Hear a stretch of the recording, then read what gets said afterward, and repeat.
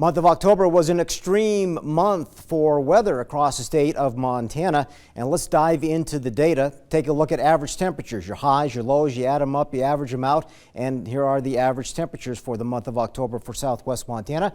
Our numbers are around 33 degrees in Butte, almost 38 degrees in the Livingston area. But the departures are sending out alarm bells in my head. When we see a departure of around half a degree, maybe 1 or 2, that's significant. But when you see departures in the 7 to 10 degrees below normal, that is an extremely rare event. And it's historic for southwest Montana because when you sum it up as far as the ranking goes, that was the third coldest on record for Bozeman MSU. Belgrade at Bozeman Airport, Butte, and Dillon, that was the coldest all-time October on record. And Belgrade had your coldest morning low on record all-time for the month of October. It hit 14 below twice in the last couple of days of the month.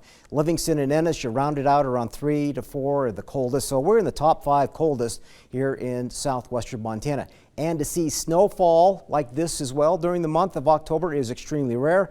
Our snowpack numbers are incredibly high, all well above normal. So it was cold and on the wet side, a great way to start out the winter season. So what happened? Here's the scenario with a high-pressure ridge parked across the Pacific Northwest extending up in the Gulf of Alaska. That's helping to send a lot of warm air up into Alaska, but as the jet stream gets farther and farther up in higher latitudes, it grabs on Arctic air and then it allows all that to drop back down into the northern Rockies and into the northern high plains. So will this continue? Some of the forecast models are saying the ridge is still sitting in the western United States, and that still brings quite a bit of colder air in the next 2 weeks through the first half of November across the eastern half of Montana. But the ridge is keeping things dry across the west, but it's also bringing in some increasing moisture across the northern half of the Treasure State. So here's the bottom line. November, December, January, February, March, we're in an ENSO neutral. That means no El Nino, no La Nina. Typically during a neutral winter, we see around 2 to 8 Arctic events.